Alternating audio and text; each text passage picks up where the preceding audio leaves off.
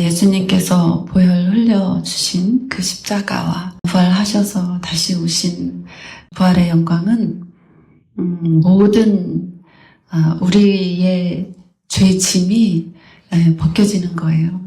그 죄악의 짐 때문에 판단과 정죄 가운데에서 비교와 죄의 묶임 가운데에서 늘 괴로운 거예요. 늘 세상에 끌려다녔던 거예요. 이 죄는 하나님을 보지 못하게 하고 하나님과 멀어지게 하고 도대체 알 수 없게 만들어요. 이 죄는 귀를 가리고 눈을 가리고 이 심령을 죽여요. 그래서 사망 가운데에 용의 자식으로, 옛 뱀의 자식으로, 마귀의 자식으로 살 수밖에 없이 만들어요. 그러나 그 가운데서 살던 사람들은 도저히 이해할 수가 없어요. 그 빛을 볼 수가 없어요. 알 수가 없어요.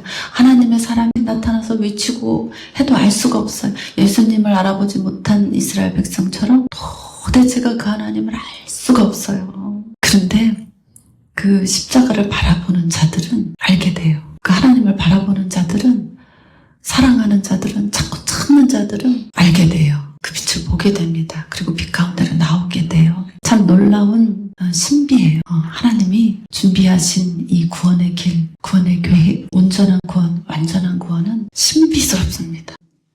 이 예수를 믿다 보면, 알다 보면 어느 순간인가 처음에 하나님을 만났을 때, 하나님을 기대할 때 정말 하나님 살아계시구나, 하나님이 이렇게 실제로 계시는구나, 이런 것을 발견할 때는 이 기쁨을 뭐라고 표현할 수가 없고, 이 설레임을 뭐라고 표현할 수가 없고, 이 황홀함을 뭐라고 표현할 수가 없이 기뻐요. 그런데 여러분, 그 살아계심을 알았을 때 그것은 영이 살아난 거예요. 이 영이 깨어서 살아났을 때 그때 어디로 가야 되느냐? 예수님은 광야로 가셨어요. 광야에 가셔서 시험을 받으셨어요. 그리고 자기의 유익을 구하지 아니하고 자기의 명예를 구하지 아니하고 자기의 생존을 붙들지 않을 때 다시 공생애라는 그 삶, 자신이 하나님께로부터 온 그 정체성, 아들의 권세와 능력을 사용할 수 있는 데로 나오게 되는 거예요. 근데 대부분의 많은 교회들이, 대부분의 신자들이, 성도들이 하나님 계심을 경험한 그 분들이 그 시험을 통과를 못합니다. 그 광야에서 대부분 죽어버립니다. 너무 안타까운 현실이에요. 그래서 신앙생활 하다가 처음에 하나님 살아계신 것을 알 때 흥분돼, 그 기쁨, 즐거움, 황홀함. 여러분, 결혼해서 살면 그런 흥분됨, 그런 황홀함, 그런 가슴 터지는 일은 없어요. 신뢰로 들어가는 거예요. 결혼생활은 매일 눈 뜰 때마다 연애할 때처럼 막 보고 싶어서 미치고 죽겠고 그런 건 없어요. 그런데 그 대신 뭐가 있어요? 편안함이 있어요. 사랑하는 사람과 늘 함께 있다는 편안함이 있는 거예요. 사랑하는 사람과 늘 함께 산다는 행복이 있는 거예요.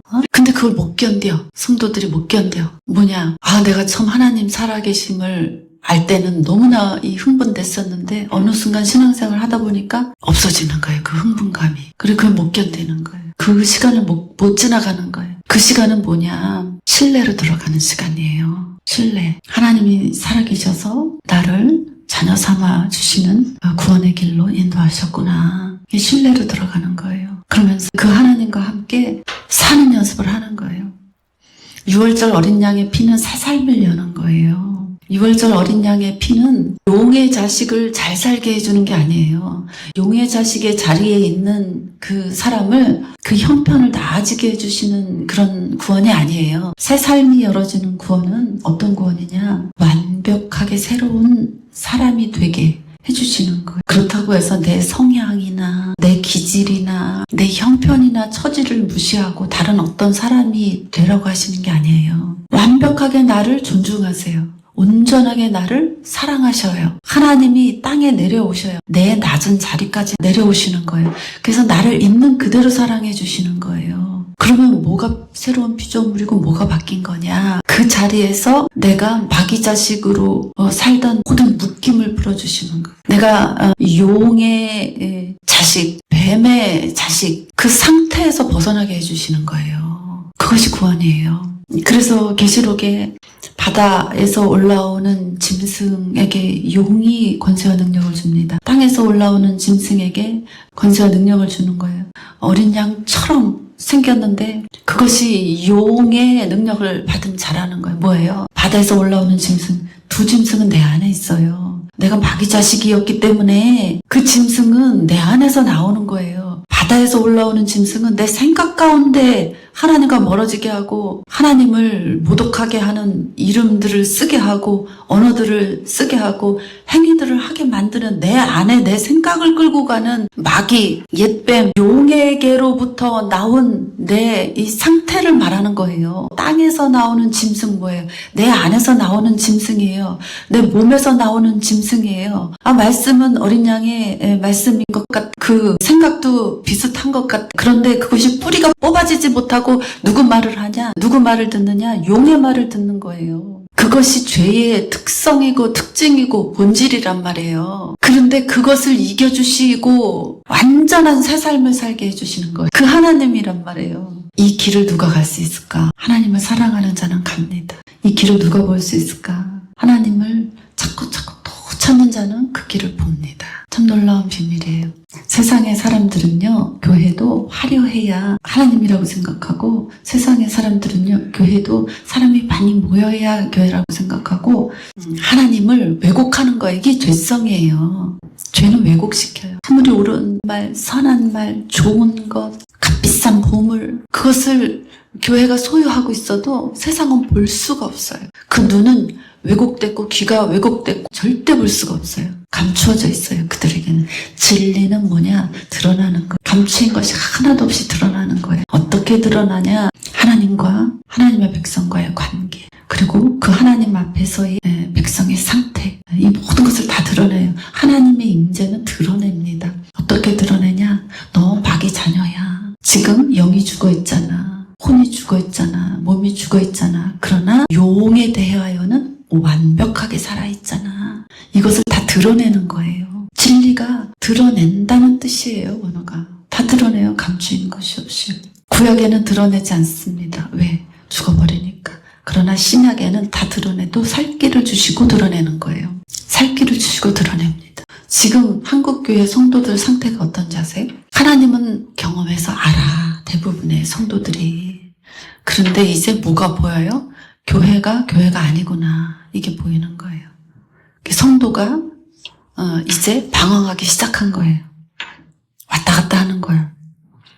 하나님은 계시는데 안 믿을 수는 없고 교회는 나가야 되는데 저 교회도 아니고 이 교회도 아니고 그 교회도 아닌데 난 어떻게 해야 되나. 이 방황하는 성도가 많은 거예요. 그래서 어떻게 해요? 유튜브 영상 봐. 그러면서 끝까지 자기 믿음을 지켜서 말씀이 살아있는 교회를 찾아가서 예배를 드리는 성도가 적다고요. 하나님은 살아계신 걸 알았어. 경험했어. 근데 양식이 공급되어지지 않으면 어떤 상황이 벌어지느냐? 살아난 영이 죽어버립니다.